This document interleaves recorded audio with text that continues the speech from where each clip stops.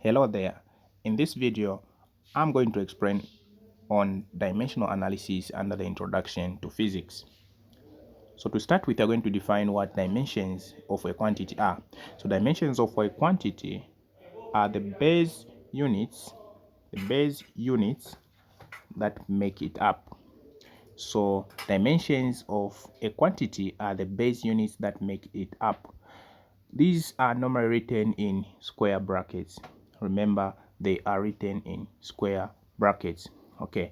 In other term, we can say in physics, the word dimension denotes the physical nature of a quantity. The physical nature of a quantity are called dimensions. And in this section, we're going to use symbols to represent mass, length, and time as follows. So for mass, we are going to use what is used is capital letter M.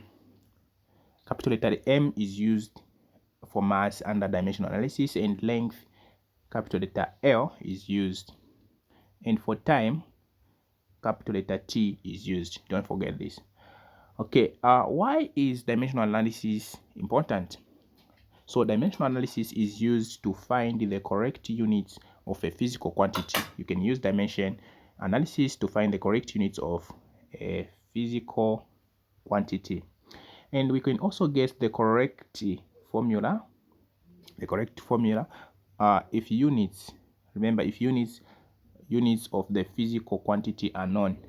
If units of the physical quantity are known, we can use dimensional analysis to guess the correct formula.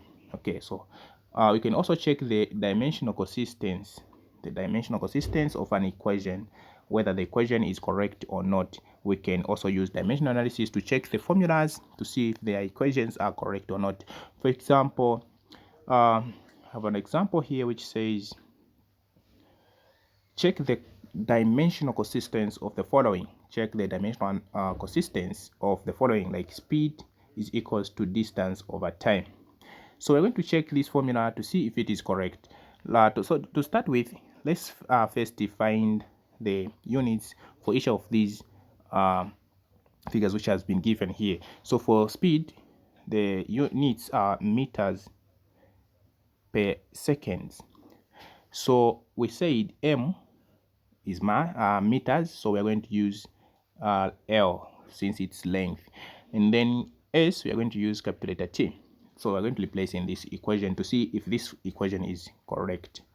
So to replace in this equation, speed is meters per second, that is L over T. Then we have equals there. So distance is also L because it's length. So L, then we have over time, which is T. So when you look at this equation, L over T is equals to L over T. This is correct, meaning that equation is very correct. So let's also check on this other equation, which is here. We have V is equals to U minus 2G. Okay, so V is equals to U minus 2GT, where G is the force of gravity, T is time, and U is initial velocity here, and then V here is the final velocity. So what are we going to do? We're going to realize we're going first to find out the units for these what we've been given here. So for example, velocity, it's in meters per second. It's same as speed. So what we're going to do, we're going to replace where there is M, we are going to put L since it's meters, and then second it's time, so we're going to put T, and then U, it's same as L over T as well because it's velocity, minus 2. Now for gravity is meters per second squared, the same as acceleration.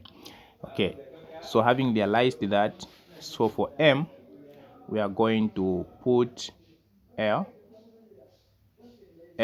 over T squared, that is gravity, and then multiplied by T. Okay, so we are going to cancel, so we have T squared here, which we are going to remain with T, then we have T there, then what else? Okay, so we're going to write what remains. So from here we have L over T, which is equals to L over T minus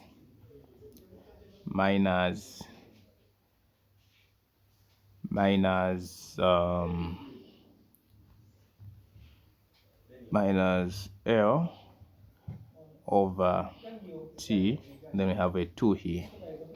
Okay, so from there, let's simplify this. We see if we can find the correct equation here. So if we simplify this, we're going to have L over T, which is equals to, so if you add this here, you must find negative L over T, like that. Okay, so what does this show? We have time and length on top, so this is a negative sign here. We ignore it because we don't not have length or time which is negative. So our final equation will be L over T is equals to L over T, meaning this equation as well is correct. So that's all for this video. Thank you very much. If you want to watch more videos concerning foundations and physics tutorials, subscribe and like my video so that you don't miss out any of my videos. Thank you very much.